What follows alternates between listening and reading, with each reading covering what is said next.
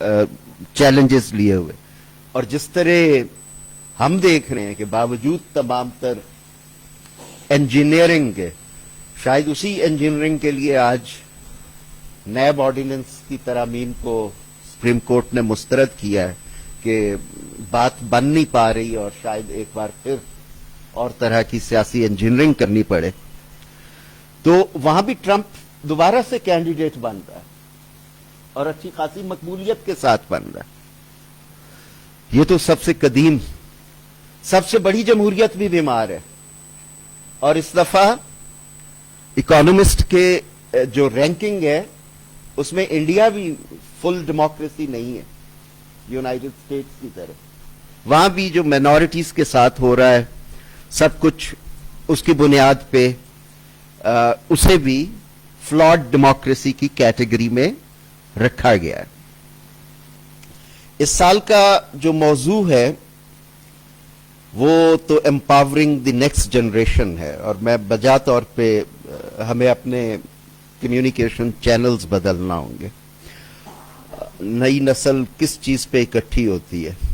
एक बात तो हमें समझ आई ना कि जयाले भी वो दिला तीर बेजा, उस पे कैसे हमारी बोर तकरीरों की बजाय उस पे ज्यादा मस्ती का इजहार करना है।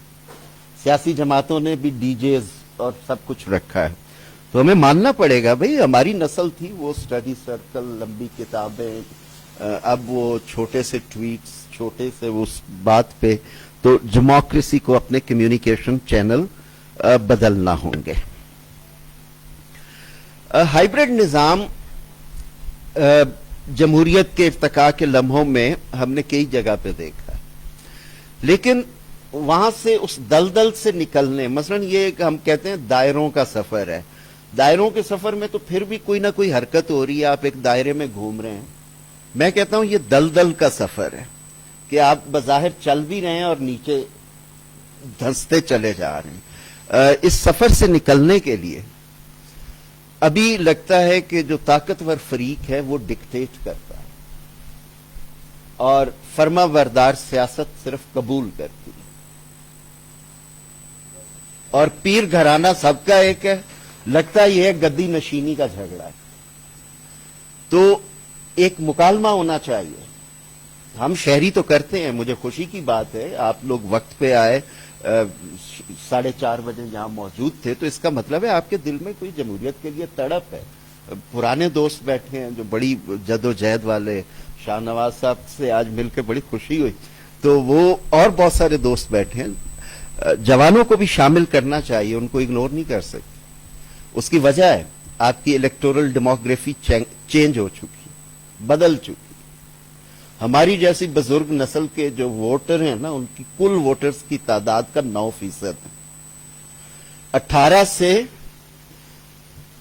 35 तक जो उम्र के वोटर हैं वो 46% हो चुके, और आपका एवरेज टर्न आउट 52-50।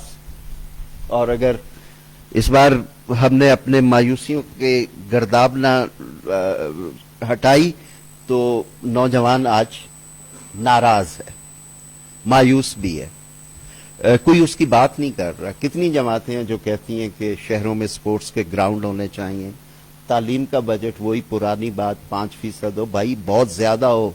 सबसे ज्यादा नौजवान है बसते हैं इस मुआशरे में, उनके लिए हेल्थ की क्या फैसिलिटीज हैं, उनके लिए जॉब के क्या मौके हैं, इस पे बात बहुत कम हो रही। तो इस इलेक्टोरल डेमोग्राफी की शिफ्ट का पाकिस्तान की पूरी तारीख में, वो हमारे दोस्त कह रहे थे 76 साल के मुल्क में जमहूरियत की, भाई अमेरिका तो 200 साल से भी ज्यादा पुराना है, वहां भी जमहूरियत बीमार हो सकती है तो यहां भी हो सकती है। इसीलिए कहते हैं कि हर नस्ल को अपना जमहूरी सबक खुद पढ़ना पड़ता है, और जमहूरियत के लिए जमहूरी रवैये चाहिए। जमहूरी रवैयों के साथ साथ जमहूरियत एक ऐसा परिंदा है जिसके 2 पर हैं। हम हमेशा बात करते हैं सिर्फ सियासी पर की, जो मुआशी पर है, जिसकी वजह से समाज में तब्दीली आती है, भले वो क़याम पाकिस्तान हो, मुसलमानों के मुआशी मौके की बात हो, उस वक्त भी नौजवान साथ हैं, भले वो 1970 का इंतखाबी इनकलाब हो, नौजवान शहीद भुट्टो के साथ खड़े हैं, اور 22 خاندانوں کی معیشت کے مقابلے میں اسلامک سوشلزم اور مساوات محمدی کی معیشت کا نقطہ نظر رکھا گیا.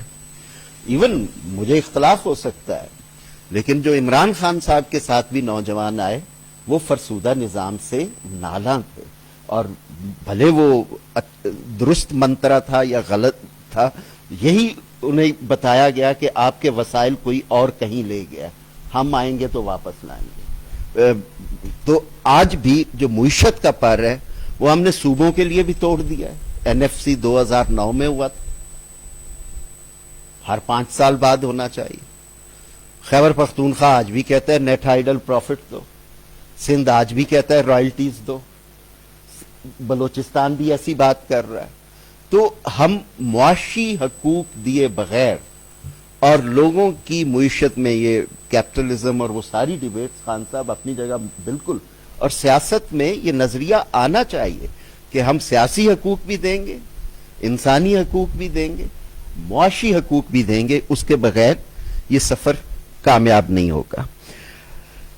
ایک بات بڑی کہی جا رہی، اور میں کیونکہ ہمارا میڈیا بھی ماشاءاللہ بڑھ گیا ہے، اتنے مائکس ہیں، لیکن تھوڑا تدبر بھی کریں.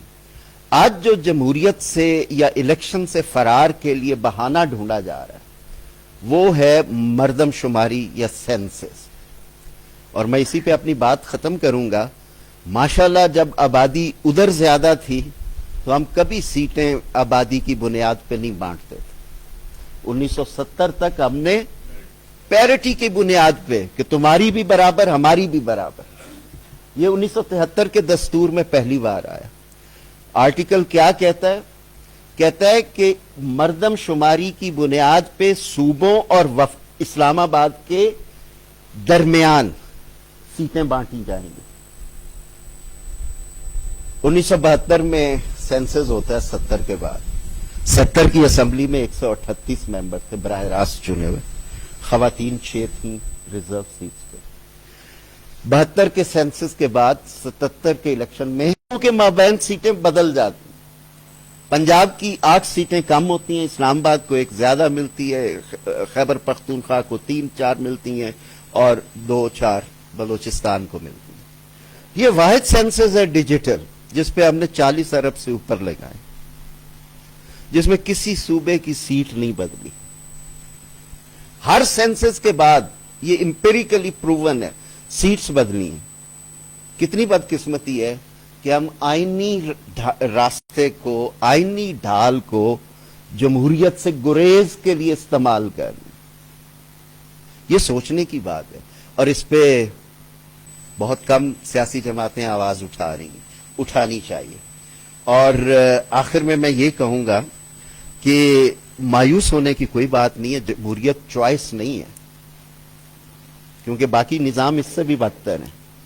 جمہوریت واحد راستہ ہے اور ہمیں اسی راستے پہ چلنا ہے.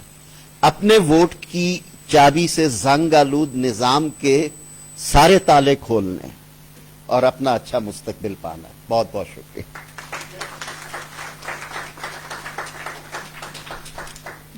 ایز اے مسٹک نوٹ سے شروع کر کے انہوں نے آپٹمزم آخر میں ہمیں دکھائی دی ہے. بیرسٹر مسعود کوثر صاحب کو میں انوائٹ کروں گا. فاؤنڈنگ ممبر ہیں پاکستان پیپلز پارٹی کے، ایکس گورنر ہیں، منسٹر فار کمیونیکیشن رہے ہیں، اسمبلی کے اسپیکر رہے ہیں. سر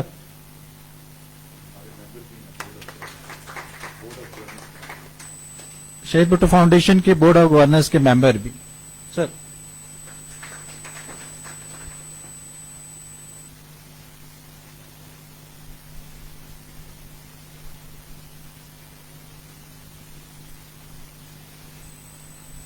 اعوذ باللہ من الشیطان الرجیم،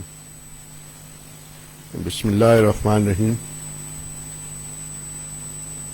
اسٹیج پہ بیٹھے ہوئے معززین،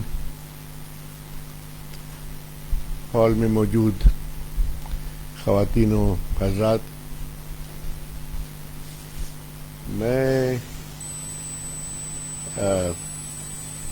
لاہور گیا ہوا تھا، ہماری پارٹی کی میٹنگ تھی، اور میں براہ راست سمجھ لیں کہ ادھر سے ادھر آ گیا. میری خواہش تو یہ تھی کہ میں زیادہ سے زیادہ ان پڑھے لکھے لوگوں کو سنوں، کیونکہ پاکستان میں سیاست اور سیاستدان واحد ایسا ادارہ ہے جس میں تعلیم کی ضرورت ہی نہیں. اور آپ اگر ایوریج تعلیم کا معیار دیکھ لیں